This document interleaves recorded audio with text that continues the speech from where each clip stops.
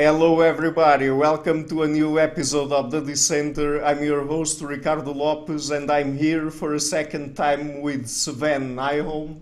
He is an assistant professor of philosophical ethics at Utrecht University. Okay, that's a little bit difficult to pronounce, but anyway, you will have the name in the description box of the interview, but it's in the Netherlands. And today we're going to talk about a new book of his that is about to come out, Humans and Robots, Ethics, Agency, and Anthropomorphism. So, Sven, thank you a lot for taking the time to come on the show again. It's always a pleasure to talk to you. Yeah, thank you, Ricardo, for inviting me back on the show. It's great to be back. Okay, great. So, it's very interesting because in your book you tackle several different questions about how we should deal with robots. There's questions about how we should deal with them, how they should deal with us, how we should treat them as moral agents or patients, if they can even be moral agents.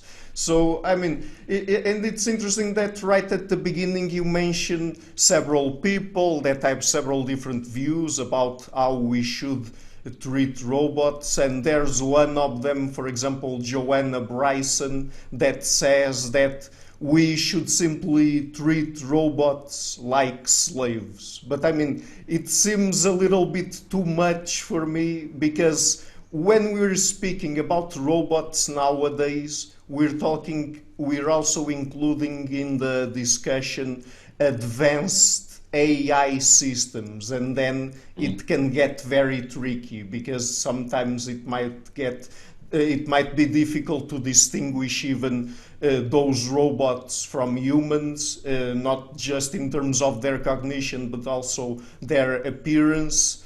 And also, because if that's the case, then we have to be a little bit more careful, because we might be dealing with some sort of sentient being or something like that. So do you agree with that? Yeah, so I think it's a good idea to distinguish between different sort of classes of robots. And so I discussed in my book three main groups.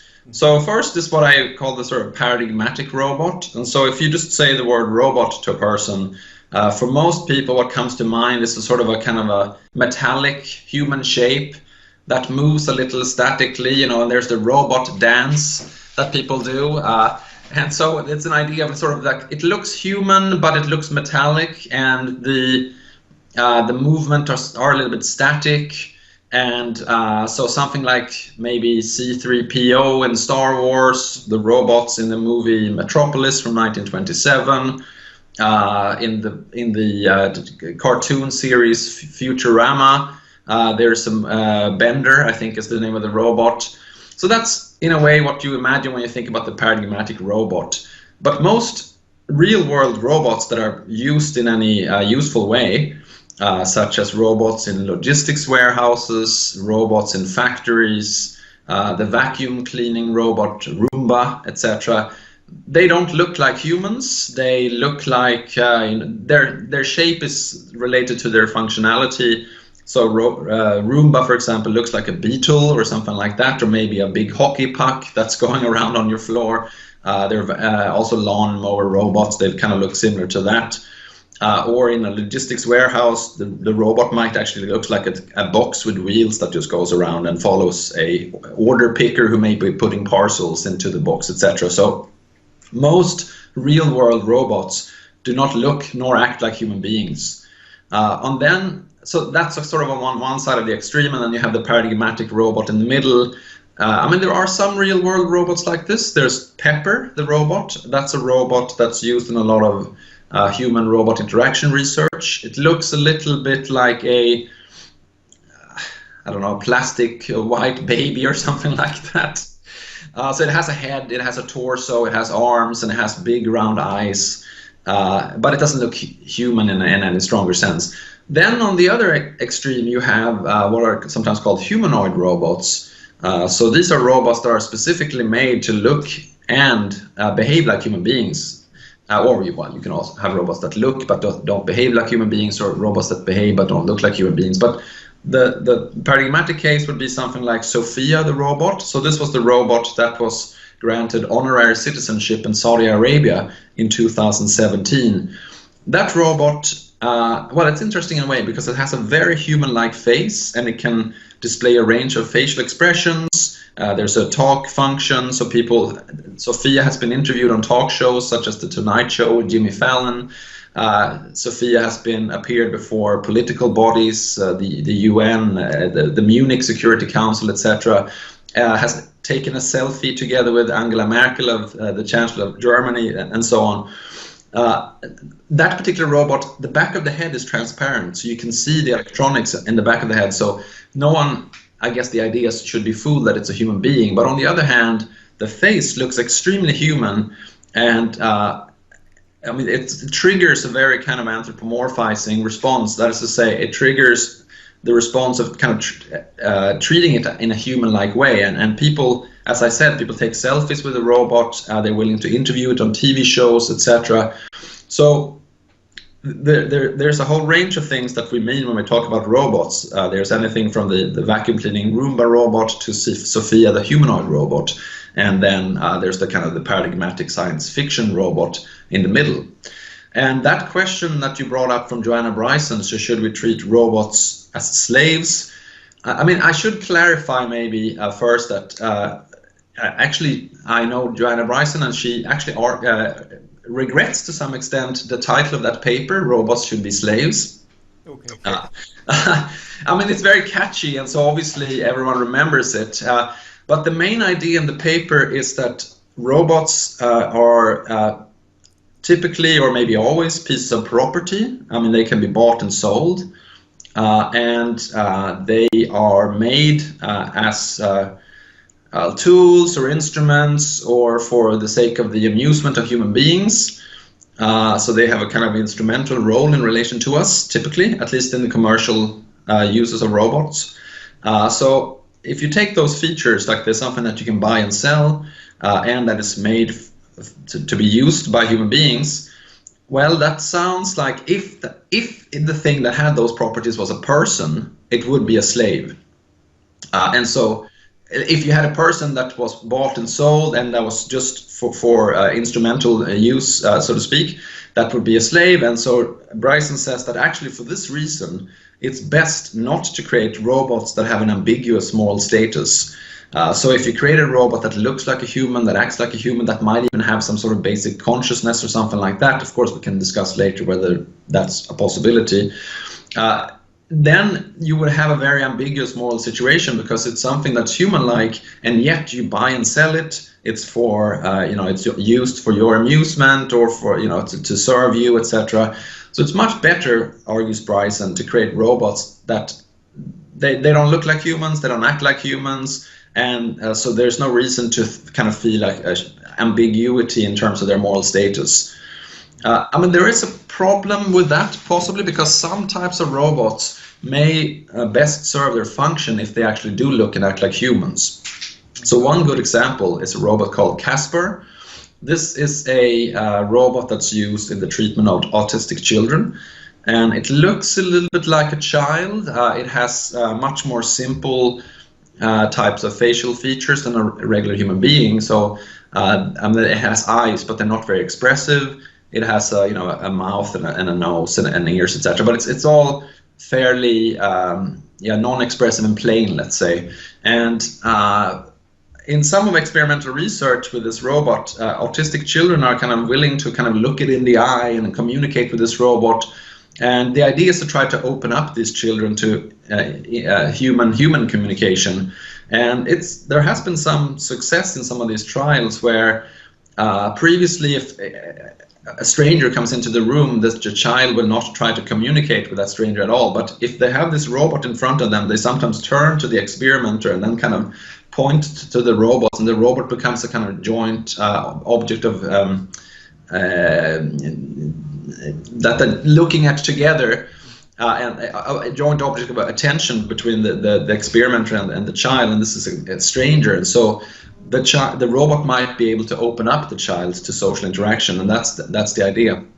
Now, in a case like that, it's crucial that the robot looks to some extent like a human being, and in other areas too. I mean, some of them are controversial, such as the sex robot that we are probably also going to talk about a little bit later. There too, you have, well, you could imagine people who want to have sex robots that do not look like human beings. Actually, the author, Kate Devlin, in her book Turned On, which is an interesting book about sex technology, she suggests that, well, maybe, you know, why do we have to make sex robots that are shaped like women or men? Why can't we have a sex robot that just consists of, well, a bunch of body parts, or look like a bed with hands, or whatever it might be? That's an interesting suggestion, but I would imagine that people who are interested in sex robots would probably want something that looks like a human being. So the point is that depending on what use you want to put the robot to, whether it's a therapeutic use, such as in this Casper, the care robot, or maybe a sex robot, maybe in some of them, in the case of some of them, there would be a point of making them look and act like human beings. And in that case, this idea that we should treat them as slaves or as mere tools or as something that we can just treat like an instrument becomes a little bit more controversial, I think, because, well, let's say that I had a robot that looked like you.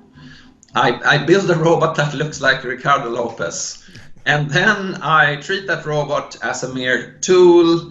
I sometimes like punch it, and I mistreat the robot in all sorts of ways. I mean, it would seem that you had a kind of a legitimate reason to complain about my treatment of this robotic copy of you. I think most people would feel that they're somehow being insulted, and that there's something disrespectful towards them in my treatment of the robot copy of them. So depending on the robot, whether you should treat it as a slave or tool seems to depend on whether it looks and acts like a human or whether it doesn't. Mm-hmm. But by the way, before I move on to the next question, just that last example of you making a robot copy of me and beating it or whatever and using violence toward it, something like that. I mean, couldn't it be the case that people get bothered by that just because, okay, if you want to have a copy of me and use it in that way, aren't you expressing some feelings that you have about me that you can't express in real life, otherwise you would end up in jail or in some kind of trouble or something like that? So I mean, couldn't it have something to do with that by doing something to something that is that resembles me, then what you're really expressing is what you feel toward me?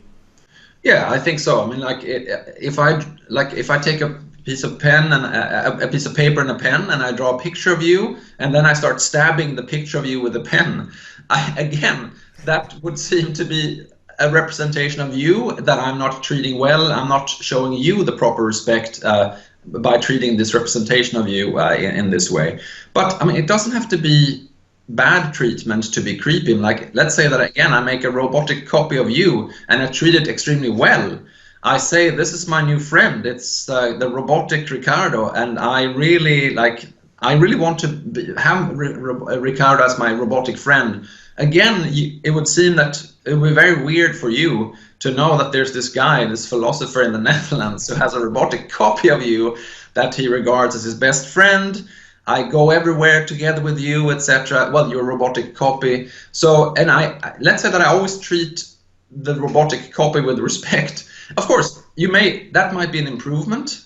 At least now I'm not mistreating the robotic copy with you. But in a way, I mean, maybe this is kind of like not quite a privacy issue, but it's a matter of you have a kind of a right to your image. And I mean, like in copyright law, which I'm not very knowledgeable about, my likeness, I have certain rights over that, and so on. So, like if people started putting your face on T-shirts, I think you have certain rights to be compensated, or you have a right to say, you can't have a Ricardo T-shirt without my consent. The same thing supposedly with a robotic copy of you. So I agree with you that yes, it's a representation of you, and that is problematic whether or not it's a robot.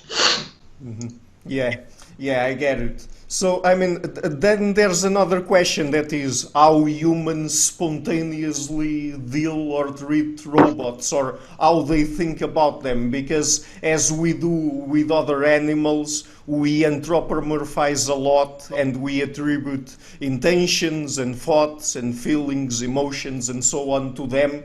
And I mean, to other animals, probably that's very much justified, at least to a certain extent. There's good science behind it. But then when we get into the so-called uncanny valley, dealing with robots that really resemble humans and are used for humans to interact with them in human ways, particularly those, and we don't even have to go to get to those kind of robots, because there are, I mean, less complex robots to which we already attribute intentions and feelings and thoughts and so on. And sometimes we even kick our cars when they don't start or something like that. And we treat them like if they had some sort of agency or something like that. So, I mean, we have all those kinds of intuitions, and we also have to take that into account when addressing these questions, right? Yeah, and it's important to note that it's not only sort of lay people and non-experts who anthropomorphize and attribute intentions and agency to robots. Experts do this as well. So actually, back to Joanna Bryson. So she, one of the things that she says got her interested in this topic of whether we should treat robots as slaves or not, I mean, in the sense that I explained before, was that when she was working, I don't know if it was when she was doing her PhD or as a postdoc in a robotics lab, a lot of people, experts or scientists working with the robots, they would anthropomorphize robots themselves and say, you know, don't unplug the robot, you'll kill it, or, you know, let's keep it alive, etc. When experts talk about self-driving cars, they talk just like normal people do, and they say things such as the car decides to go left or decides to go right. So the car faces a dilemma and has to make a decision about what to do. That attributes decision-making capacities to the self-driving car. People tend to give their Roomba robots names. They sometimes feel guilty if the room is very messy, so that you know, the Roomba has to work very hard to be able to do the vacuuming. Some people even bring their Roombas along with them on vacation. I mean, of course, that might partly be because it's convenient to be able to vacuum, but if you go to a hotel, then the hotel staff is going to clean your room. So people get very attached to robots, and again, that can be a vacuum cleaning robot. People attribute agency, intentions to robots, and they attribute sort of human-like qualities to them. And I mean, this is quite natural if you think about it in terms of human evolution and human brains. Mm-hmm. So we were, in a way, programmed by evolution to detect agency in the environment. Whether that, of course, we're a very social species, so we're evolved to pick up on each other's feelings, thoughts, beliefs and desires, wishes, etc. on the one hand, but on the other hand, we also are kind of pre-programmed to detect dangers in environments, such as, you know, if a lion suddenly appears in front of you, you might want to flee and recognize that it's a kind of threatening agent rather than just a tree or something like that. It's just going to stand there and do nothing. And so, I mean, there is some discussion, and I bring this up briefly in the book, about whether this is kind of a part of biological evolution or whether it's a kind of cultural evolution product. In a way, for the purposes of what I discuss in my book, that doesn't really matter. The point is that we all to some extent or other have this kind of predisposition to always kind of look for cues of agency, cues of agent-like properties in the environment. So anything that kind of moves around seemingly on its own accord, that seemingly is not just moving chaotically. So like a leaf that's flying in the wind, for example, we don't see that as an agent. But if there is a small robot, or if there's a mouse that's running around on the floor, whatever it might be, and it doesn't seem totally chaotic. Of course, a mouse running around on the floor might do that, but nevertheless, we're very quick to try to think, where is it trying to go? Is it trying to escape? Is there a cat that's chasing it, or what's going on? You know. So you see a robot that behaves like a mouse. You see that as also trying to escape for something. Or if you, of course, if you see that a robot that's made to look like a robotic copy of you, or like Sophia the robot, or maybe Pepper the paradigmatic robot-looking robot, then it's very hard not to kind of spontaneously start attributing agency and other kind of human-like qualities. Of course, it could be that at the same time you're thinking to yourself in a more reflective way, you know, this is really a kind of mistake. This is a robot, it's operated by some human being, it doesn't have a sort of independent kind of agency of its own. So your reason, sort of your reflection might tell you that, but at the same time, your more intuitive reactions, I mean, system 1 and system 2, people sometimes talk about dual processing. So you can have this kind of conflict. You spontaneously see something as an agent, and you think to yourself, well, is it really an agent? I'm not so sure. Of course, there's also discussion to be had of, well, let's start reflecting on this. Maybe there is a kind of agency there, and you may be convince yourself in relation to some robots that perhaps there is a kind of basic agency there.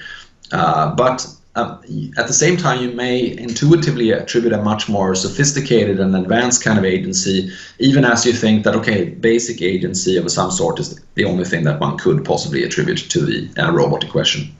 Mm-hmm. And then I guess that it's close to that part of the book where you discuss evolutionary psychology and cultural evolution, mind reading and so on, that you also talk about human, what you call human laziness. So yes. What do you mean by that? Well, so it can be quite easily explained if you compare self-driving cars and human drivers. So self-driving cars are built to be a more optimal type of drivers. So they are, the engineering goal at any rate is to make a safer kind of car that has fewer accidents, a more fuel efficient kind of car, a car that would always kind of, if there's a curve coming up, it would position itself in the sort of optimal place of the curve, so to speak, and turn in the optimal way. It would keep an optimal sort of distance from other cars, and so on and so forth. If self-driving cars were not better drivers than humans in a way that wouldn't really, why we need them? Human drivers, on the other hand, we break or bend traffic rules. We sometimes speed. We sometimes drive in very fuel inefficient ways. We don't always keep the ideal distance from other cars. We sometimes accelerate or brake too abruptly. And so now why do we do this? Well, it's because we're satisficers. We do things just well enough. Well, it depends. If you're really into cars, maybe you try to drive in an optimal way. Most people, they just want to get to where they're going in a sufficiently safe way without having an accident. And that actually allows for quite a range of different driving styles, most of which are not very optimal. And so in general, human beings do things in ways that are energy saving, that are resource saving. For example, if right now you and I are both sitting down, we could have conducted this discussion standing up, but it would have used up more energy and it's less comfortable. And so we sit down. It probably would be weird if we were lying down and talking, but that would in a way be more in line with our laziness. So, I mean, dogs, they're even more lazy than humans, so they will just lie down whenever they get the chance, and they don't care so much about this social awkwardness of just randomly lying down. So we also have this, we put a lot of effort, and we're not very lazy in that regard. We really want to present ourselves in what we think of as a dignified and a proper way. But other than that, we try to sort of cut corners, use as few resources, and save as much energy as possible.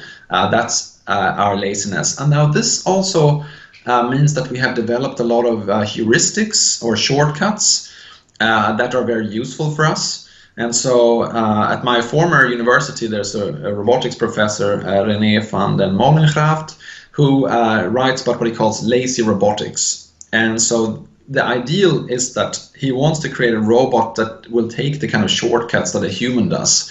So if you walk into a room, let's say my office at the university in Utrecht, and I ask you, could you see if you could find my laptop computer?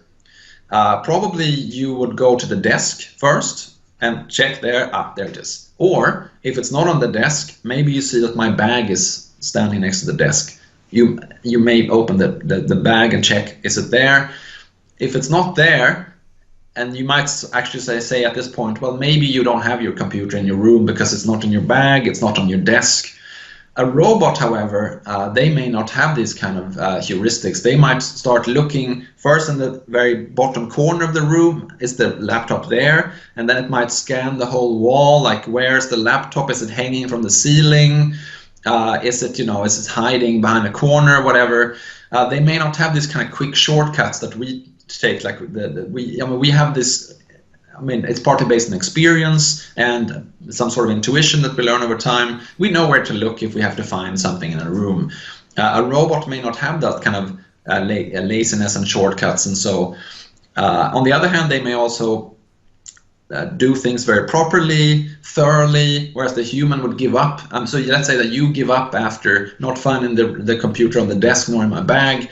The robot might just start scanning the whole room, and maybe accidentally I put a bunch of papers over my computer. So let's say that I was grading exams or something like that, and I started just putting them on the desk, and my laptop was folded together, and so my laptop ended up under the papers. The computer, the robot might find it because it might start to. I mean, you might also think that okay, that's another possible place, but the idea is that we save our energy and we try to take shortcuts, whereas robots, maybe in the future, will also do the same. But the kind of robots that exist these days, they're not very good at this kind of improvisation, this kind of energy saving. They just try to do things very thoroughly, and they're not yet lazy. Mm-hmm.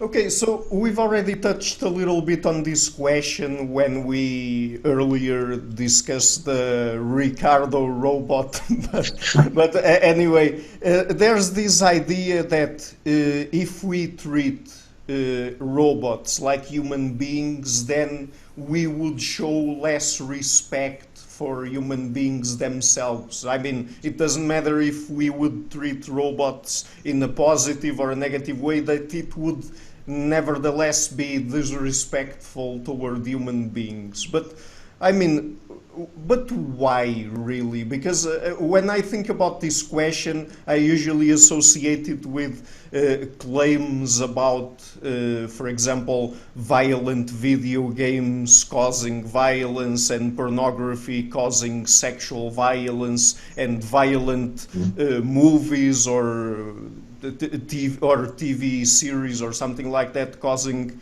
violence, and then when we look into the data, we have the opposite effect, or the correlation isn't there. So I mean, I'm asking you about this because it seems to me that whenever people think about the effects that a new piece of technology might have on humans or the human mind, they tend to exaggerate a little bit. So yeah, I mean, so I think it's so let's just go back to the basic idea that if I were to treat a robot like a human, I might be disrespecting humans. So let's think about that from two angles. So on the one hand, that might be the case. So some people say if we start giving honorary citizenship to a robot like Sophia in a country like Saudi Arabia, where some of the humans don't have the full range of rights that we think that the humans should have, let's say migrant workers, the women of Saudi Arabia, then the implication might be that this robot is actually more important than those groups of people. And that can seem like a great insult to them and not to recognize the rights that those groups of people should have. Or to give another argument that is sometimes discussed, if we build a sex robot and we start treating it like a human sex partner, but in a kind of degrading way, then like if that's a sex robot that looks like you, or like a sex robot that looks like a woman, then women or you may feel that they are being disrespected in a certain sense because the treatment is a bad kind of treatment. But on the other hand, as we said before, when we talked about the robot that looks like you, if I make a robot that looks a little bit like you and I treat that poorly, then you may be more insulted than if I treat the robot with a certain amount of respect. So if for whatever reason it made sense to make a robotic copy of you, maybe we're making some documentary about robots and we want to show that it's possible to make a robot that looks like you, you would probably appreciate it if we took a certain amount of care with your robotic copy. Of course, you would be fine with our disassembling it and then ultimately destroying it. But if before we did that, I took out like a baseball bat and I started like hitting it, or I did all sorts of things that you would find disrespectful towards a human. Again, you may feel that you are being disrespected. So it's funny in a way that it may, to start with, it might be disrespectful to create a robot that looks like a human, but once you have it, maybe out of respect for humans, there should be certain limits on how you treat it. I mean, another example that has people that might be aware of is this robot dogs created by the company Boston Dynamics, I think they're called. They made a video of a dog. Well, it's a robot that looks like a dog, and in order to show how stable it is, so they was first running up some stairs. They put the robot dog on a treadmill, and it was able to run on a treadmill. And then, in order to show how stable it is, they were also kicking it. And sure enough, the robot didn't fall over. There's another video where they're hitting it with a hockey stick, but I think that maybe is a robot that looks like a human. Anyway, a lot of people reacted, don't kick the dog, And the robot was called Spot, the robot dog. Poor Spot, don't kick Spot, even though it's not a dog but a robot. It seems wrong. So there too you have a case where a lot of people will probably say, yeah, it's fine to build a robot that looks like a dog and have it run on a treadmill or up the stairs. But once you start kicking it, you may show that you have not, sufficient amount of respect for dogs. Of course, there's also the Kantian argument that if you start mistreating something that looks like a human or a dog, but that maybe you'll become hardened in your character. You'll adopt a kind of cruel mindset. Maybe you'll start kicking at dogs and humans. But that's slightly different from this idea that in itself it might be somehow disrespectful to treat the robot that looks like a human or let's say a dog in a bad way, because it somehow shows an attitude of a lack of concern for a representation of you or the dog. Mm-hmm. But it's always disrespectful to someone, to a person. You're not saying that it's, for example, disrespectful for the robot itself. Yeah. Well, I mean, so here, in a way, we start going into a more kind of science fiction way of thinking about robots, because you could imagine in the future a robot that actually has very advanced capabilities, so that you not only do you spontaneously, intuitively think of it as an agent of some sort, but you genuinely believe that it has a kind of rich inner life. It can think, it can feel, suffer, it can be happy, sad, etc. I mean, at least in science fiction, we think that's imaginable. Some people think that in the future you could reproduce some sort of human-like consciousness in robots. I mean, I myself am a little bit skeptical that it would be human-like. You could have a consciousness by certain definitions of consciousness, but you could have something that is much more advanced than the robots that we have today. At that stage, it might start becoming more sensible to say, well, actually the robot deserves our respect too. So this, of course, depends a little bit on by which criteria you think that humans deserve our respect. So some people say it's because we are sentient beings, we can feel, we can experience pleasure and pain, and that is the basis of the requirement to treat people in a way that do not cause them suffering, that promote their happiness, or at least that respects their pursuit of happiness or something like that. Others say, no, it's about our intelligence, our ability to think about ourselves as persons with certain plans, goals, and a will. And so you should respect people's will, you should have their consent. And that's really the basis of the requirement of treating people well. I mean, I think common sense would actually have some kind of combination of this. So of course it matters that people can suffer and they're sentient, but it also matters what do they consent to, what is their will, what are their goals, and what do they want and what do they not want. It seems to me that we really need some more complex theory that says that all of these things are relevant in how you should treat your fellow human beings. But in a robot, maybe you could have some aspects of this. So you might not really have a qualitative feelings of pleasure and pain, but you might have something like, in the future that you would think, okay, the robot has in a way a preference for something. If you give it an option a choice between two options, the robot would have a sort of preference for A rather than B. It prefers oil over water. I don't know, whatever it needs.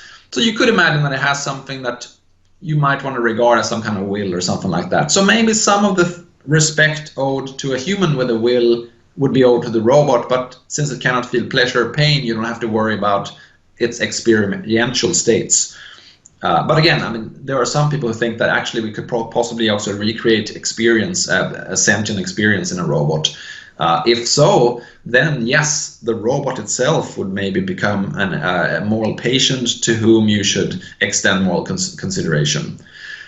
Of course, it should be pointed out here that this is one point of view, and so there are others, such as Mark Kokelberg and David Gunkel, who argue that actually these internal states, also John Danaher argues these internal states, although important, are not the only things that matter to the moral status of a being or an entity. Another very important thing is, on the one hand, the relationships that you have to that entity. So the difference between pets and animals in the wild is that pets kind of live with human beings. They're given names. They become, for some people, they call them a family member. So they have a very completely different relationship than, let's say, a wolf living in the woods. And so this kind of community that you might create together with an animal or human beings for that matter, perhaps a robot could also enter into a human community and become a community member in some sense. And that could be so even if it doesn't have the internal states that you would expect a human community member to have. John Danaher argues that if you have a robot that behaves as if it is in pain, or behaves as if it has a will, or behaves in any other way that a human being who behaves in that way we think it's relevant, then that might be enough. Maybe on the behavior level you should treat it as if it should be respected, as if you shouldn't harm it, etc. So this is just to say that even though I myself think that we should probably look to the internal states when we try to decide whether to respect the robot for its own sake, there are certainly very prominent people working on this who take another view, either the relational view or this ethical behaviorist view, as John Danaher calls his view. Yeah, we will get back to that view when we talk about friendship and sex robots and other things like that. But let's get now into the issue of agency, because in your book you say that how to think and talk about the behavior of robots, whether to attribute agency to them, is an inherently ethical question. And I mean, there's this thing about agency, and agency connects with responsibility, moral responsibility, and other complicated stuff like that. So, I mean, in the book, you explore two main types of examples: self-driving cars and autonomous weapon systems, when talking about, okay, so who is the agent here? Who is morally responsible here? And you give the answer of collaborative agency and responsibility. So could you walk us through those two examples, and perhaps during that exposing the kinds of relevant concepts that we have to take into account here? Sure. Yeah. So, I mean, first, why is this a kind of an inherently ethical question? So I think this, in a way, shows up in the naming of different kinds of self-driving cars. So Tesla has what they call an autopilot feature, and they choose this name because they want to emphasize that there still has to be a human who is in control, like a pilot in a plane. Even though the plane might be running on autopilot, the legal and moral situation is such that we think that a human has to be in the role of a pilot.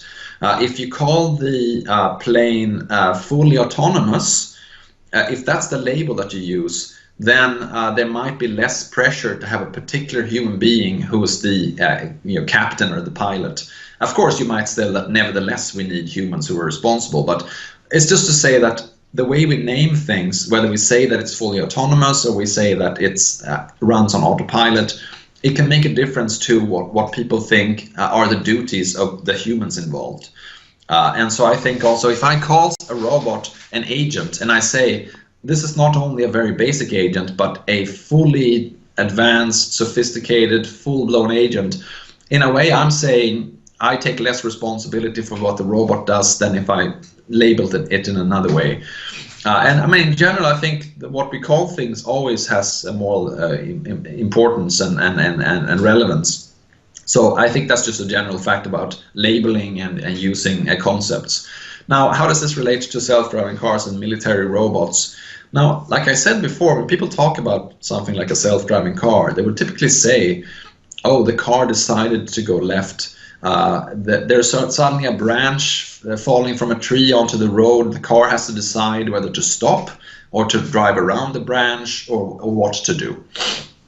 So people talk in these ways, and philosophers sometimes worry that, well, if the agency is, to put things in Mark Cockleberg's terms, is transferred over to the car, then maybe the responsibility for what happens is also somehow outsourced to some other entity. Or maybe some people worry no one is responsible.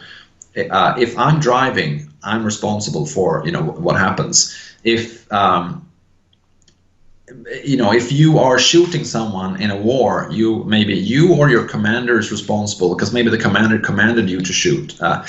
But if suddenly we have robots driving us around or robots fighting our wars, there's this question of who exactly is responsible that comes up. And when people sometimes worry about what they call responsibility gaps, this idea that there's no one who's responsible because the agency is transferred to the robot, they often seem to attribute a lot of a strong form of agency to the robot. And I wanted to kind of approach that question by asking, okay, so let's make a kind of division of different types of agency which we think that human beings can exercise. Let's ask for those different kinds of agency, whether a robot could be thought to, at least in specific domains, in very limited sort of circumstances, perform that kind of agency. And basically the most maybe fundamental type of agency that we typically talk about in philosophical discussions about agency is some sort of goal-directed interaction with the environment. So if, again, I mean, let's use the example, you're trying to find my laptop in my office, that's your goal. You're walking around in the office trying to kind of look under my papers or in my bag or on the desk. So you're interacting with the environment in a way that's in the service of a certain goal. That's one kind of agency. when you're doing this, you could be concerned with respecting whatever laws or rules might be in place. I mean, so maybe looking for the computer in the office is not a good example. So let's say instead that you're playing sports. So the goal is to get the ball into the, to score a goal. There's a goal, and the ball has to be in a certain part of the field. Or you're playing tennis, the ball has to be hit back and forth. Now, it can't be done randomly. There are certain areas where the ball can go and cannot go. There are certain things you can and cannot do. You can't, if you play soccer, take the ball into your hands and just toss it into the goal. You have to kick it with your foot. So you're pursuing a goal, but you're doing it while respecting certain rules. Well, hopefully respecting them if you're playing sports. And so in order to ensure that you are respecting those rules, there may be a referee or some other authority that's watching over you and that can stop you. And you can defer to that authority. So let's say that you and I are playing tennis, and we're wondering if a ball was out or inside of the area it's supposed to go. We might look to the referee and say, what do you think? Yes, it was in or out. So we may defer to some authority or someone who makes that judgment call. Sometimes we are not happy to defer to others. We think that we ourselves want to think about the question. So if you are accusing me of having done something immoral, so I have made this robotic copy of you and I'm now mistreating it, and you're confronting me and you say that's wrong. On that occasion, I might not say, okay, I have to go and ask this judge or this referee what they think. Or maybe I go to a robot ethicist. I might go to John Danaher or Mark Zuckerberg or Joanna Bryson or something like that. Or I say, well, I'm going to defend my own actions here. And then I start giving reasons, and you maybe give counter arguments. And maybe then I change my attitudes, or I stick to my guns and I say, no, I think it's okay to do what I'm doing with the robot copy. So that's a kind of more advanced responsible agency where I do try to follow certain rules, but I also think that I can discuss them with you. So this is something that's we reason about, and I take responsibility for what I do. So we really have a kind of more and more advanced set of types of agency here. And so you can ask, could, let's say, a self-driving car or a military robot do any of these things? And again, I think we should ask this not for all contexts. Like in a human being, you are now talking with me, but later you might go to the grocery store, buy some food. You might then cook the food. You might later go out dancing. Maybe you're a neurosurgeon. You perform an operation on a patient. You can operate as an agent in all these different contexts. You can go into my office, look for a computer, etc. A robot is typically not going to be like this. The average robot can perform sort of one task in one very controlled environment. But if you take something like the self-driving car, they are becoming much better at performing well. Well, it's still a limited domain, so it's on roads, and they need road signs, they need certain sort of cues in the environment, but they can perform in a quite impressive way, it seems, in the service of the goal of getting from A to B. And so the robot will, the self-driving car, I'm calling a self-driving car a robot, just to clarify, it will take into account, so to speak, the fact that suddenly there's a car in front of it, so the robot might brake. The car, drives away, so now the robot can drive forward again, and it can get to its destination. Maybe it's driving you to the grocery store because you wanted to go and pick up some groceries, and it can get you there.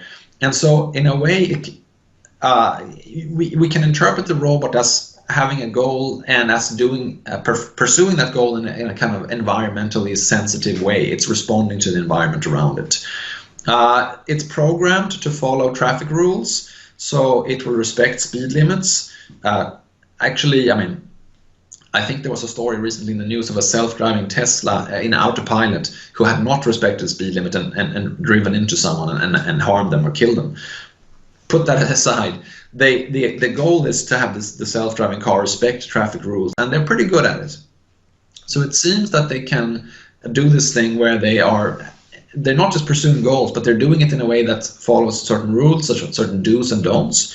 And they will well, they will be programmed to defer to human beings. And also human beings can change the programming and the settings of the car. And so they will have a kind of a referee or authority that's watching over them and making sure that they do what they're supposed to do, that they don't do what they're not supposed to do.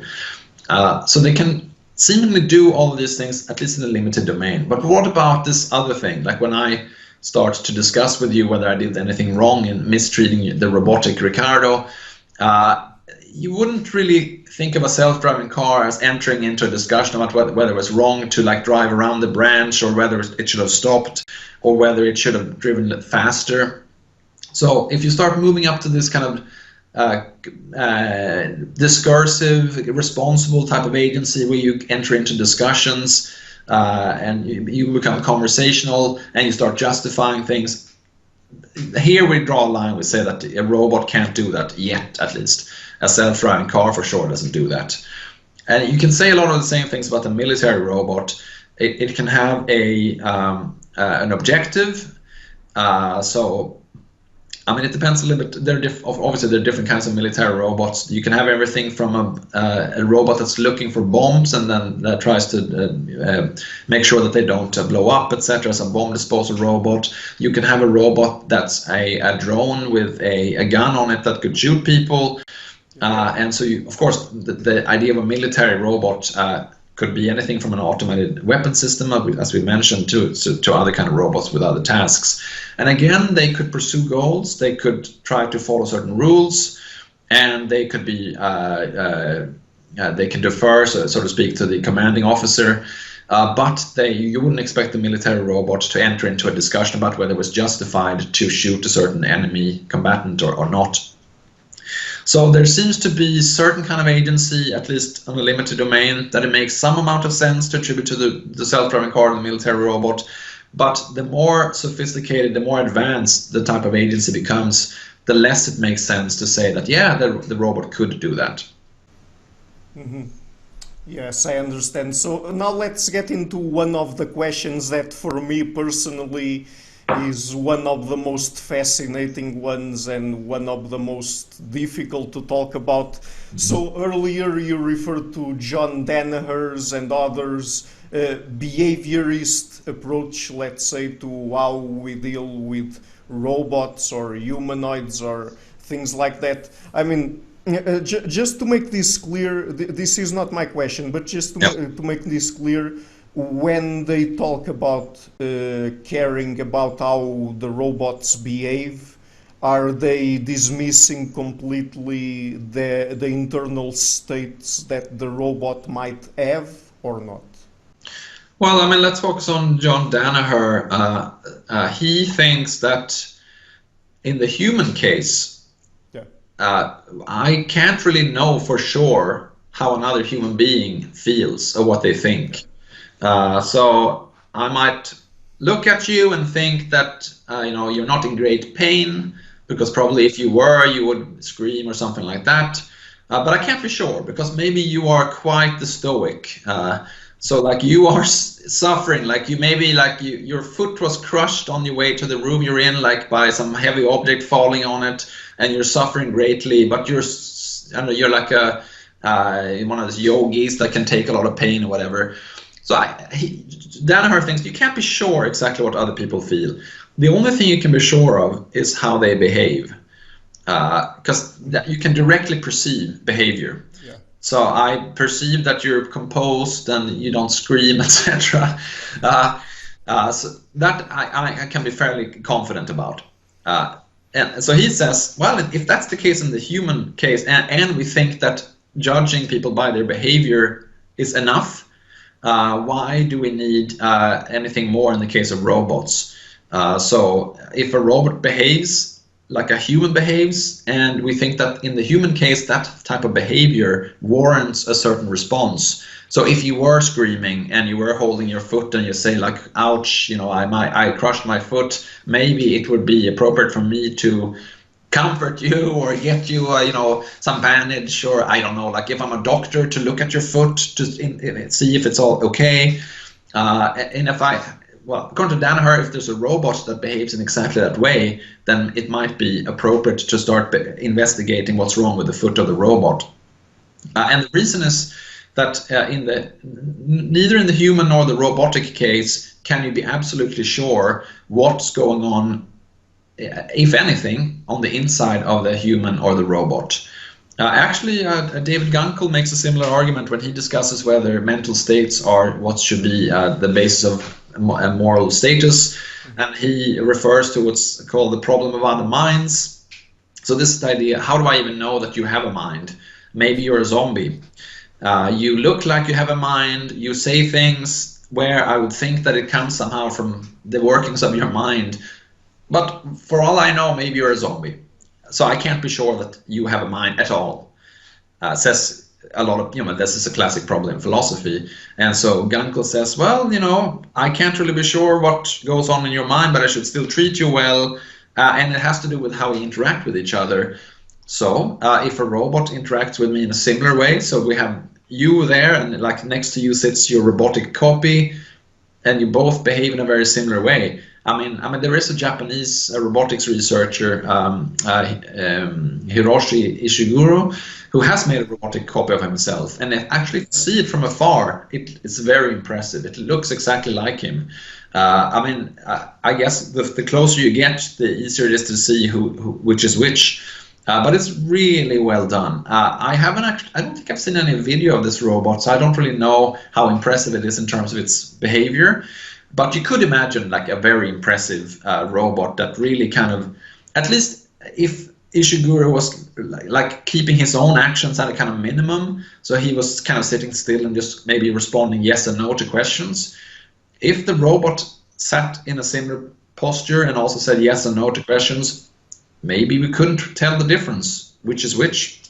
Especially well, I can tell you that I've already watched some videos of it, and in terms of at least facial expressions, it's really, really advanced. So I mean, in terms of the facial expressions it can exhibit and how it reacts to other people, at least at the level of the face, it's really human-like. So. Right. So maybe, at least in some limited circumstances, you can't tell the difference. And so I think the Gunkel-Danaher view is that, well, in those cases, you should, to be better safe than sorry, treat them with equal concern. And so that's the kind of the point of view that they have. Like it's outward behavior that should be the standard of how you treat someone. Mm-hmm. Yeah. So now the question is, so we can, with this in mind, of course, we can think about establishing different kinds of relationships with robots, like friendships, like romantic relationships and others. And I mean, I have to tell you that I feel attracted to this kind of idea because, I mean, in terms of the internal states, not only don't we have access to them, we don't have access to them really, but I mean, people can lie about them, right? And not only that, I mean, because I don't think that most people, and I don't think badly of humanity in general, but I don't think that most people are that deceitful. But anyway, the other problem is that people, and we know this in psychology, they are not really that good when it comes to knowing their own minds and understanding their own motivations and the reasons behind their behavior and why they did that and that. And even sometimes they are a little bit confused about the feelings that they have towards someone.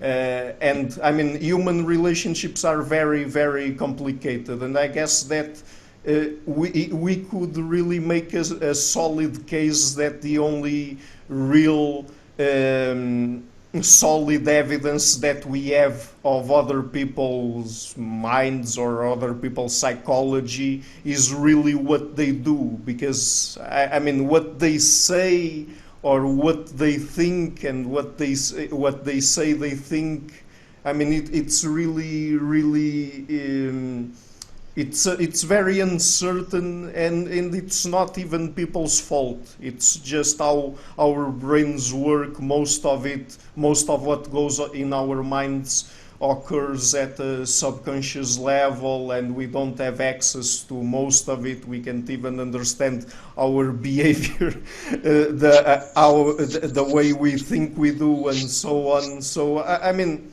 do you understand what I'm saying? I guess Yeah. that it could be made a solid case for we being able to establish friendships or romantic relationships with robots if at least they are advanced enough to emulate humans. So. Yeah, as you were talking, actually, I was reminded of something that, so one of your former guests on the program, Randy Nessie, was one of my professors when I was a PhD student at the University of Michigan. I mean, he's now, I think, in Arizona or something like that. Well, so he taught a psychology of the emotions course that I took, so he's a psychologist focusing mostly on emotions, and he was telling us a lot of anecdotes in that course about how when patients come into the clinic with mental health problems, a lot of those problems are emotional problems. And one of the challenges for people in his role as the psychologist seeing these patients is that people have a lot of difficulty expressing their emotions, putting a finger on what emotion they have. You know, he would have to kind of interview them and kind of interpret what they were saying and try to pull out of them what exactly is the emotional issue that they're having. Because some of the emotions people are bad at distinguishing between. So, for example, envy versus jealousy, etc. So there are lots of like nuances in what we mean by different emotions, and we sometimes don't know what they exactly mean, these emotional terms, and we don't know which ones we are experiencing ourselves. I was reminded of that as we were talking there. Yeah, so I think especially when it comes to emotions, that's the case. When it comes to some kinds of motivations, it's less hard to know what you're motivated by. So let's say that you're really hungry and you really want to eat, then it can be quite transparent to you what you want to do. You want to eat, especially, or let's say you're very thirsty and you see some water, like, you know that you really want to drink that water. Or, you know, if a person is really sexually attracted to another person, that can be obvious to them. Well, it doesn't have to be. Sometimes that can also be opaque to them. But it's just to say that sometimes it's very clear to us. Sometimes it's more clear to other people what emotion we're experiencing. So think of the case where you and I are arguing, and you're saying, "Why are you so angry to me?" And I say, like, "I'm not angry," like that sort of thing. That can happen when people, if they're obviously what one would classify as, let's say, angry, but they refuse to admit that they are angry, or like, "Why are you so upset?" "I'm not upset," etc. So sometimes other people might even be better than the person themselves at putting a finger on what emotion they're experiencing, whether it's a psychologist like Randy Nessie treating a patient, whether it's two people arguing. Sometimes another person might be better than you yourself at putting a finger on what you're wanting, what you're experiencing, etc. But yes, I would agree that I think this goes to a general point that people are quite complex in what's going on in their mental lives. At the same time, we might want and not want something. We may have all these like conflicted emotions, and we might only recognize some of those emotions, but not recognize that we at the same time have a kind of conflicting emotion about a thing, etc. So yeah, I would agree. It's very hard to like really get to know your own mental life and other people's mental lives. And at the same time, I wouldn't say that it's impossible and that we don't know anything. I think we know a lot. I mean, I know, for example, when I'm tired and I want to rest. I know when I'm hungry, want to eat, thirsty, want to drink. I know when I want to work on my next book or whatever it might be. I know when I don't want to do that, when I want to watch a movie instead. I know when I want to I don't know, call someone on the phone and talk with them. I know when I don't want to do it. So there's a lot of things that we can know about our mental lives and the mental lives of others. Like if I don't know what you're feeling, I can just ask you. Of course, you may lie, as you say, people sometimes not honest. But in general, I would assume that if you have no reason to lie, that you would prefer to tell me the truth. If I ask you, are you in severe pain, and you say, no, I'm fine, I would typically assume that you're right. And also, at the same time, there's a moral norm that I am morally obligated to trust you unless I have any good reason to think that you're lying. And you are morally obligated to tell me the truth unless you have a very strong reason to conceal the truth from me. So let's say, I'm knocking at the door, I'm axe murderer, and you are hiding my victim, and you have a moral reason to lie and not say where the victim is. But if I'm knocking, we're friends and I ask you how you're feeling, maybe you are under a obligation of friendship to at least share some of your feelings with me, because otherwise we don't count as friends. If you always refuse to tell me what you're thinking and feeling, well, we may be acquaintances, but we wouldn't be classified as friends. So there are these kind of moral norms that apply on the one hand. So I should believe you, you should tell me the truth, and also people tend to say what they think, at least within certain limits, and that tends to facilitate communication. If you're doing something together, if we are going grocery shopping because we're going to cook later together, whatever it might be, and I say, okay, you buy salt and I buy pepper, and we say, okay, we agree on this, and then I show up with with the cinnamon, and you show up with, I don't know, chili or something like that. That's going to screw up our cooking. So we typically, it really facilitates coordination if we are honest with each other. And that can be like, do you want to eat something with salt and pepper on it? And you say, yeah, sure. But then when I serve my salty and peppery dish later, you're like, oh, this is disgusting. I can't eat this.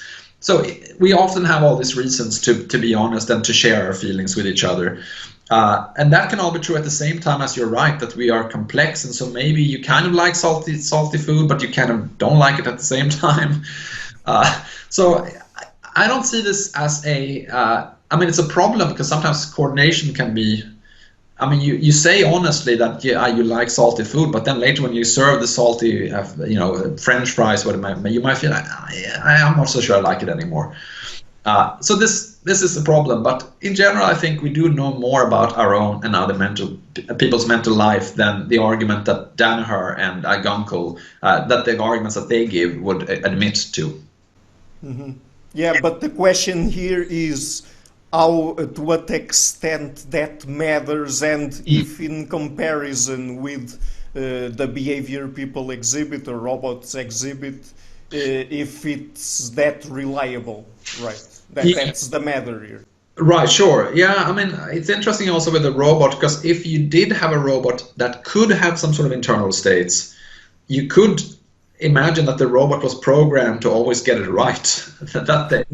Maybe it has 3 internal states, and it's very good at knowing whether it's in state 1, 2, or 3. Maybe you have 1,000 internal states you can be in, or I don't know how many internal states you can be in. Do you know whether you're in state 1 or 58 or 600? Maybe not. But if the robot also had 1,000 internal states, it could always tell you, it's state 75 or whatever it might be. Yeah. So you could actually imagine the robot, if it had some sort of internal state, would be better than you at determining which one it is. And maybe the robot is built to always give you an honest answer, so maybe you have better access to the internal states of the robot than a human. Of course, you probably don't think that the internal states of the robots, that means something like that there is something going on in the hardware, there's some kind of internal processing so that there would be an output if there's a certain input. In the human case, there's also hardware and software doing its thing, but you think that it's accompanied by a subjective qualitative experience. I know you've had some guests on the show that are expressing some amount of skepticism towards this way of thinking. I think Keith Frankish, for example, has illusionism. I think it's the view. Now, this is a serious philosophical view that we should take seriously. But I think, in common sense, if we are convinced of that sort of thing, before we get there, we all assume that there are qualitative states, and we take ourselves to be experiencing them. Like if I drink water, like if this was not water but vodka, I assume that I would have a different experience, qualitatively speaking, if I, drank some of it than if I'm drinking water, as it happens to be in this case. I mean, this this particular water is sparkling water, so it has some bubbles in it. And so if it wasn't sparkling, no bubbles, I would also have a different feeling on my tongue when I was drinking it, etc. So in common sense, we're assuming that there are all these feeling states that are go together with the working of the software and the hardware. With a robot, you might not think that there's anything like that there, at least not yet. I mean, maybe in the future. And so, I mean, in the case of a friend, I think we care about what they feel and what they think. And so if we somehow were to become convinced that our friend was a zombie that didn't have any feelings in a human-like way, actually, it's interesting because in one of John Danaher's papers, which he calls I think it's the philosophical case for robot friendship, he has a thought experiment where he says that, what if it turned out that you had I may be misremembering, so sorry, John, if I'm doing that. But I think he says, like, if it turns out that your partner for many years has like an alternative kind of inner life because they're actually an alien, would you say, okay, I'm not sure we can be involved anymore because you're so different than I? I mean, he might be right that after many years you probably wouldn't just say, okay, I'm not sure we can be lovers or friends anymore. But if you were to come across that person, from the get-go, so to speak, and you learn that there are two people here. One has this sort of alien inner life, or maybe no inner life, but they have the behavior, and one has the behavior and the inner life. I think most people would have a kind of preference for the second of these two people in terms of what they would feel comfortable with, what they would want in their friend or partner, because we really care about what people think about us. We care about their feelings.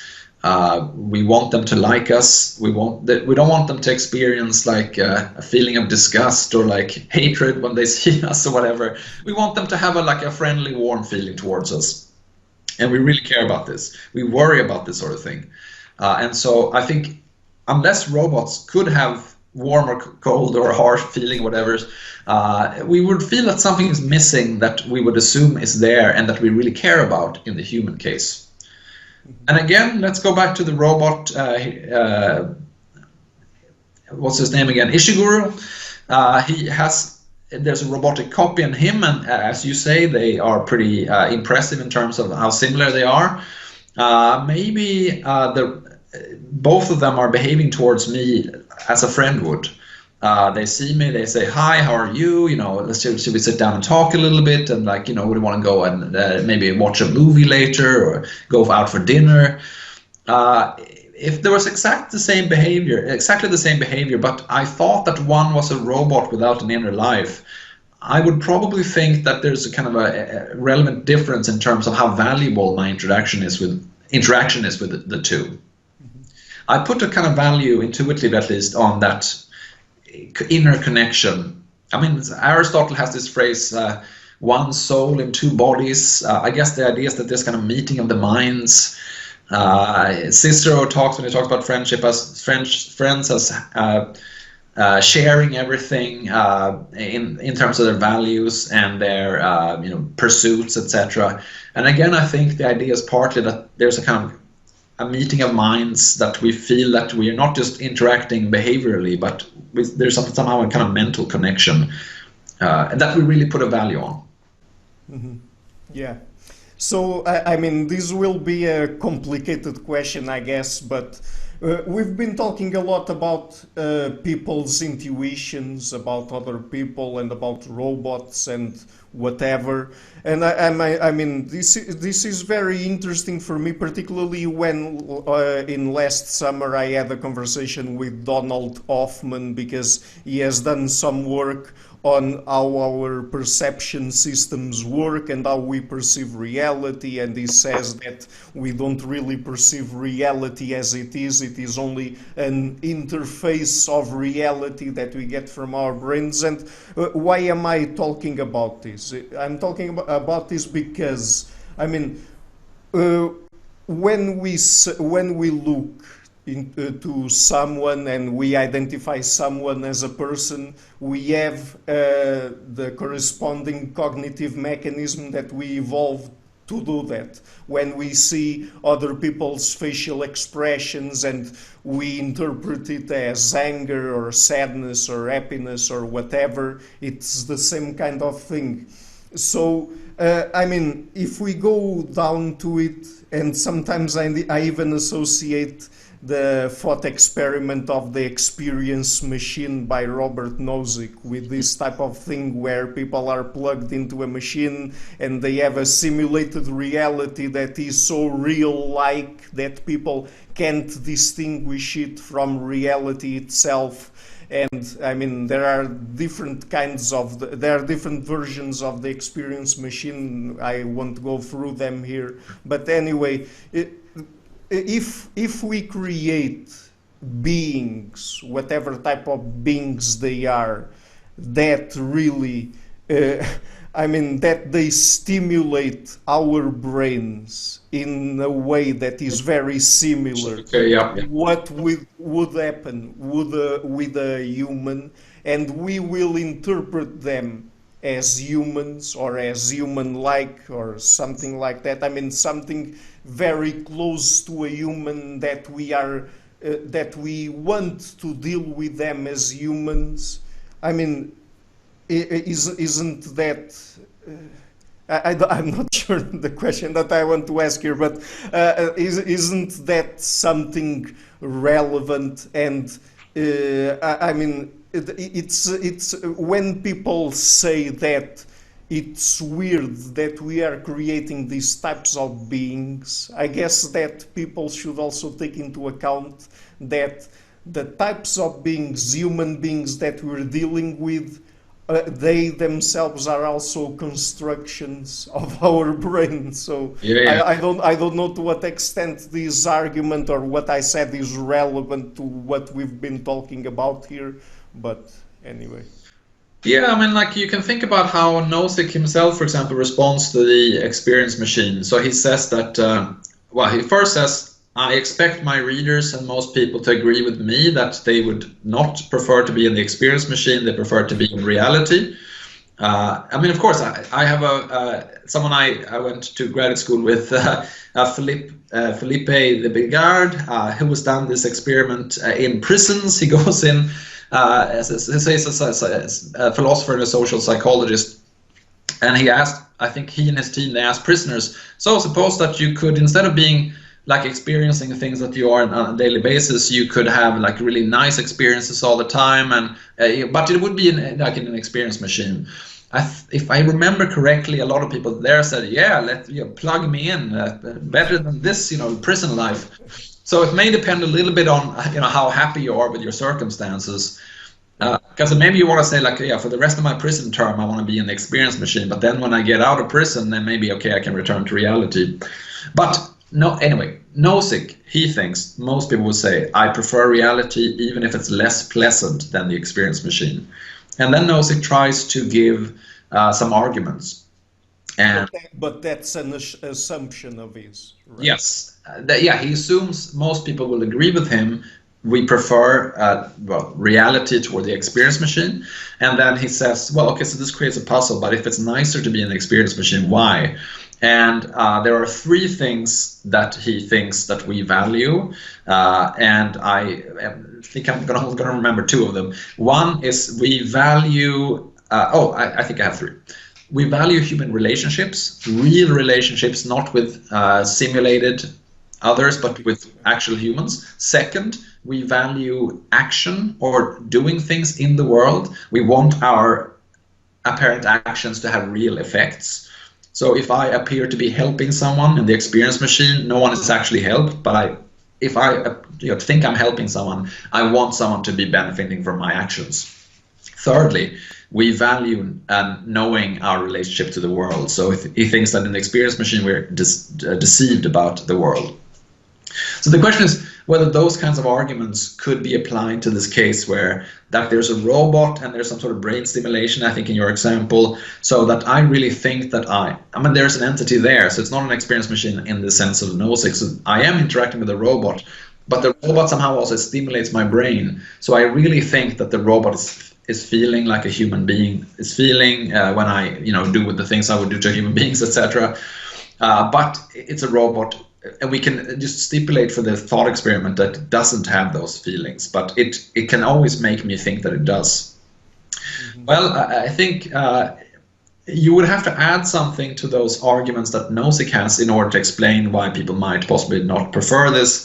And I think that the thing that I would add is that we really do care about how people feel and what they think about us. I don't think that this is something that we care about. I mean, we can present arguments and we can say actually it helps coordination, whatever it might be. But I also think that we actually have kind of a basic concern with what people think about us, how they feel. This is just something that we care about for its own sake. And so, of course, it depends whether you think that our concerns are a good guide to what's valuable. But let's say that at least, on first glance, you start with, what do people intuitively think is good and care about?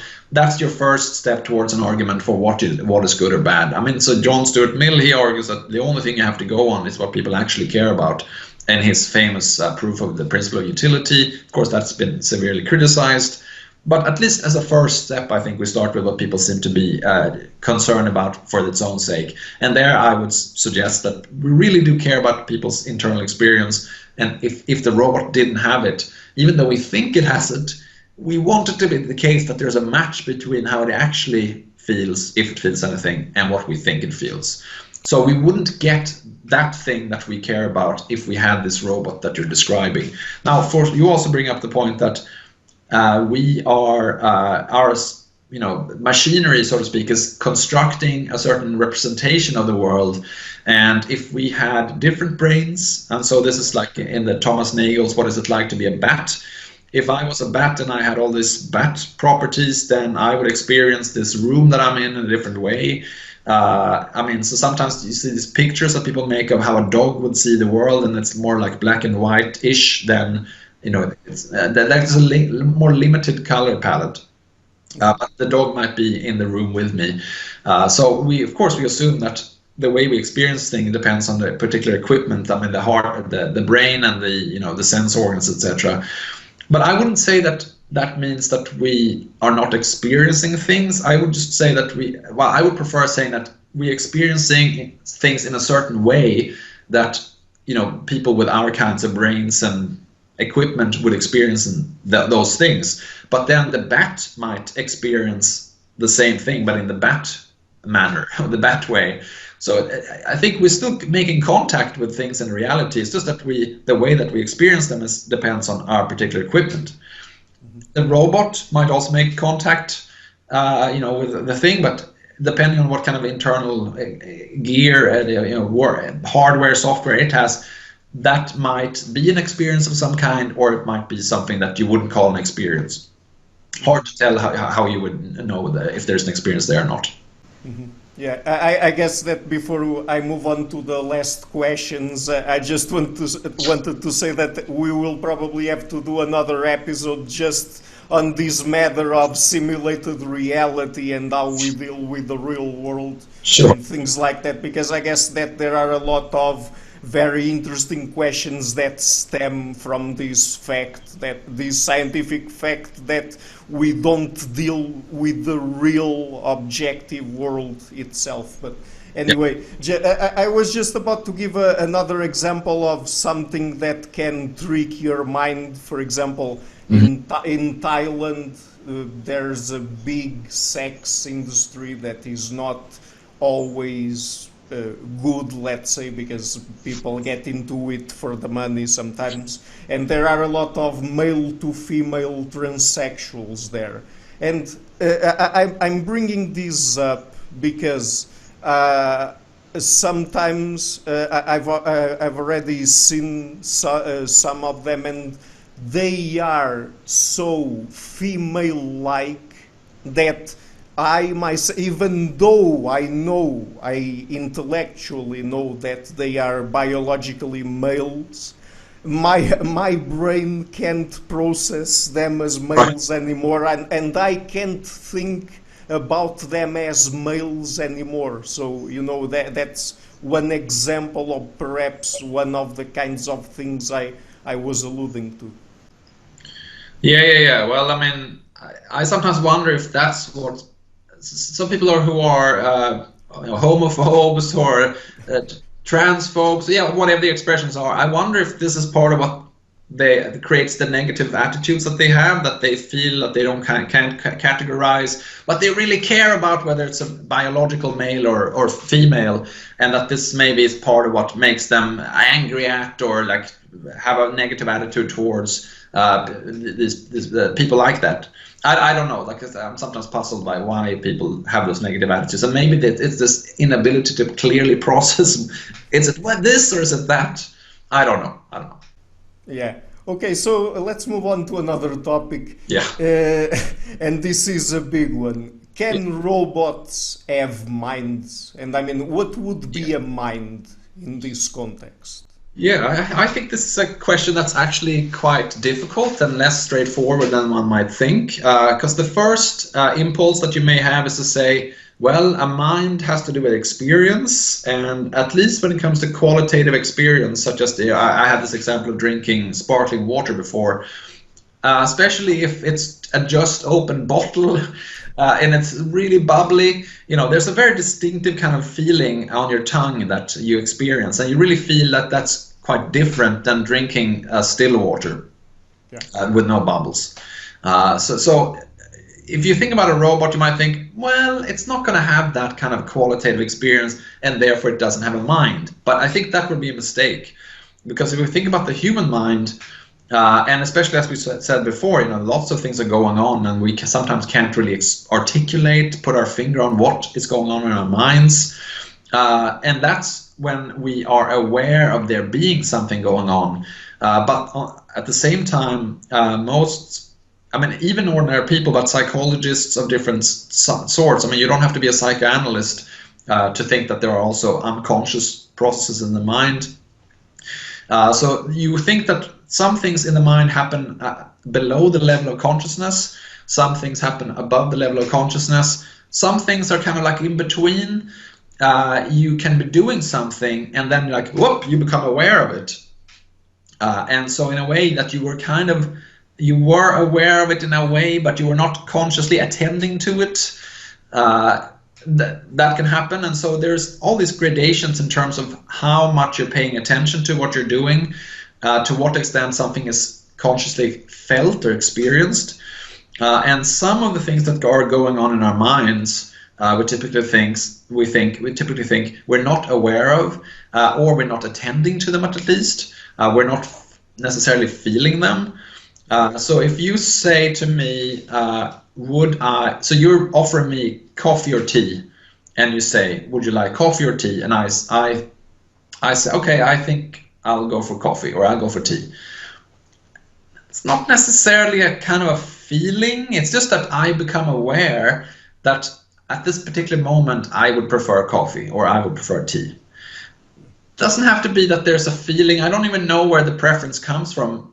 When you confront me with this choice, I can start thinking about it. If I drank tea, it would be like this, or if I drank coffee, it would be like that. We could do that and try to mentally stimulate the experience. But often we just say, I think I'll go for coffee or tea. So we have things that are consciously felt, we have things that we're attending to, we have things that are not consciously felt, that we're not attending to. But all of them are somehow parts of what's going on in our minds.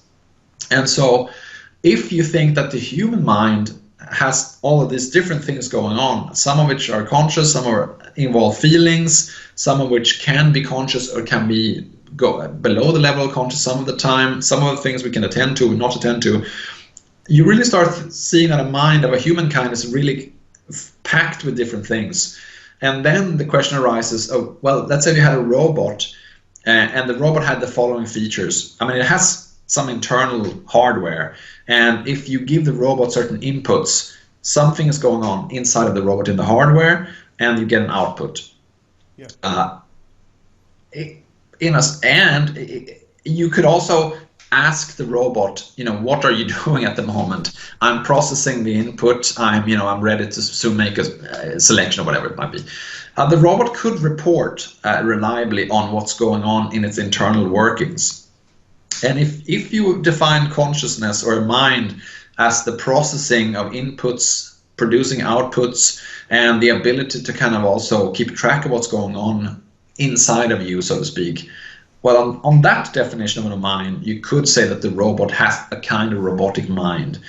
If you then add, in order to have a mind, you also have to have the ability to consciously experience and a feeling associated with each mental state, then you might say the robot doesn't have a mind.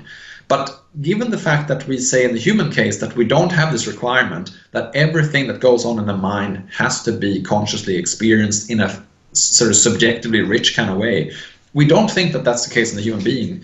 There's still part of the mind that's going on, and we're not aware of it, we're not feeling it. Why then couldn't you say that at least some of those things could be, at least on a functional level, recreated in a robot? So by functional level, I mean something like performing the same function as a human would who was confronted with a task. So let's say, and we can go back to self-driving cars. And self-driving cars are sometimes successful, sometimes unsuccessful when it comes to classifying objects in its environment. So there's a famous crash in which a Tesla car was confronted with a white truck against a bright sky, and the car did not stop because it didn't classify it as an obstacle that you could crash into. Sometimes, however, a self-driving car classifies something in its path as a solid object, and it will either turn or stop. So there will be inputs that are responded to with an action or the ceasing of action, and so that's a function that you could perform. You're having a mind, you take in things and you process it, and you could have a robot or computer do this, and so it could perform some of the functions. And in the case of humans, we don't require that all of those functions have feelings associated with them. So in that sense, there could be certain aspects of a mind that you could say that a robot would have. Mm-hmm. Okay, so let us just talk about one last topic, because the interview has already been running for a while, almost an hour and a half. So, yeah.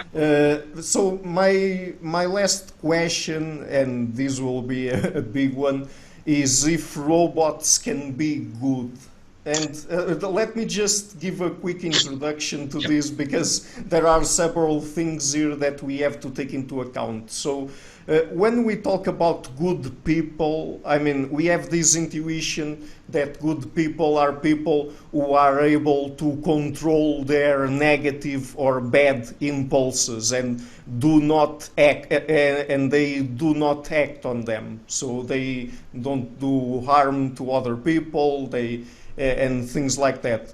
So I mean, let's say that a robot doesn't have this kind of programming. I mean, that it doesn't have this kind of negative impulses, and so he would always behave in a goodly way. But I mean, on the other hand, we can also think that there are people that, either because of the genes that they're endowed with or the environments they grew up in, that they have high self-control, for example, and they are able to really delay gratification and things like that.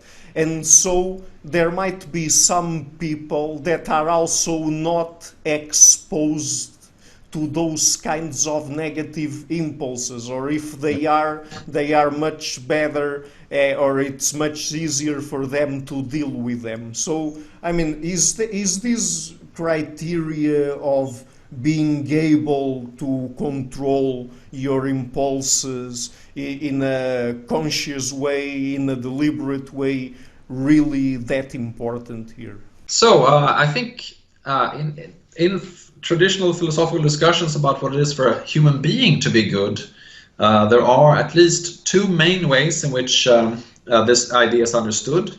and then that can be subdivided into various different sort of sub-ways of being good. But the two main ways I discuss in the book is the idea that being good is a matter of having certain virtues and not having certain vices on the one hand, and on the other hand, the idea of being someone who does their duty, on the other hand, who does what they have a duty to do. And I think, on the virtue side, the most influential theory of this is the Aristotelian theory, where having virtues is a matter of having certain dispositions and habits. And there's also David Hume's theory, where having virtues is a matter of either being useful or agreeable to either yourself or to other people. So that's on the one hand, one way of thinking about virtue. On the obligation side or the duty side, you could think that you're someone who does their duty if you're someone who you're doing things such that there's no reason to punish you, there's no reason to blame you, and you have no reason to be feeling guilty about what you're doing. You're sort of on the right path. And there's also the more Kantian view, which is what you brought up earlier, this idea that the person who does their duty, they're doing the right thing, and they have a kind of control system such that if they were to experience an impulse or an emotion that would kind of point them in direction of some bad action, some immoral behavior, then their control system would sort of stop them. There would be kind of self-control.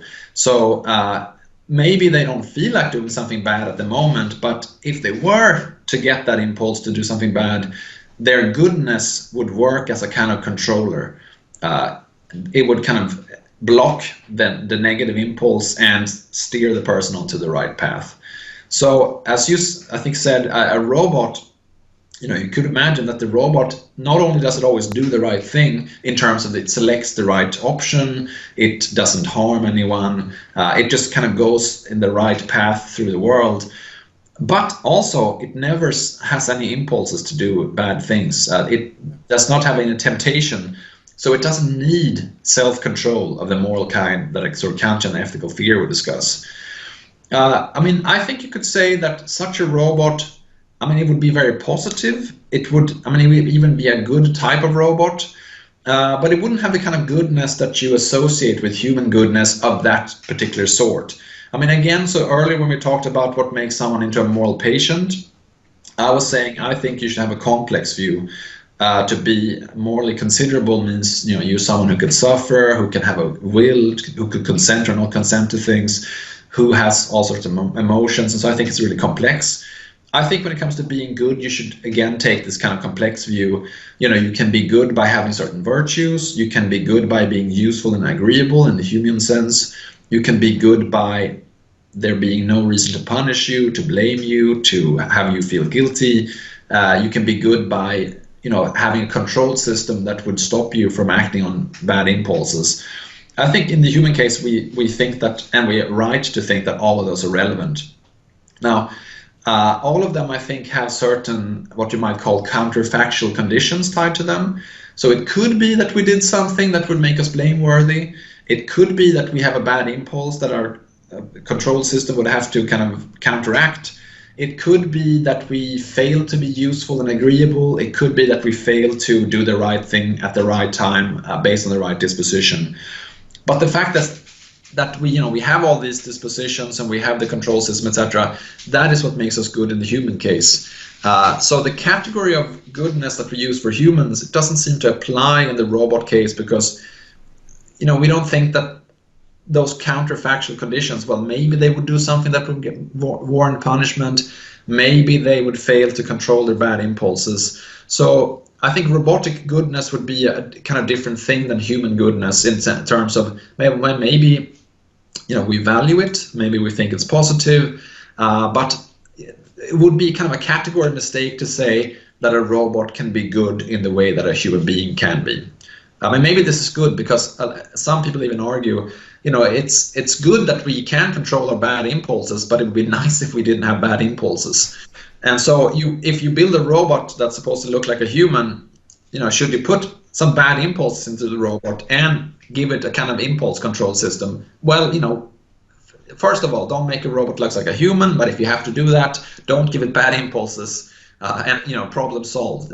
So it can be a kind of what I sometimes call an evaluative category mistake to think that you should evaluate robots based on human categories of what it is for a human person, to be good. Mm-hmm. Well, okay, Sven, so we've already covered a lot of ground. I guess that we covered most of your book. Is there something else that I missed that you would like to talk about, or some final message that you would like to leave about robots and how we should deal with them? Well, I mean, we did cover a lot of ground, and I guess, I'll just emphasize that I think it's interesting to kind of philosophize about whether the human form, human behavior, whether it has some sort of inherent ethical importance. Because at least on an intuitive level, if we see a robot that looks and behaves like a human, we really respond emotionally differently than if we see a robot that looks like a box with, I don't know, something sticking out of it or whatever. So it really affects us emotionally. It's a philosophically interesting question whether that human likeness is sort of inherently ethically important, and that's certainly something I want to myself think about more in my future research. Okay, great. So, would you like to tell people again about where they can find you on the internet?